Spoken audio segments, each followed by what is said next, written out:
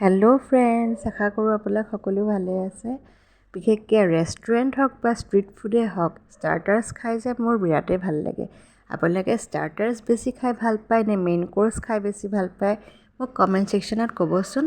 বিশেষকৈ ৱালছবিলাক যে দেখিছেনে, ইমান ধুনীয়াকৈ সুন্দৰকৈ অংকন কৰা আছে, লগতে মিউজিক আৰু খানাটো যদি বহুত টেষ্টি হয় বিৰাটেই আচলতে ভাল লাগে জানেনে।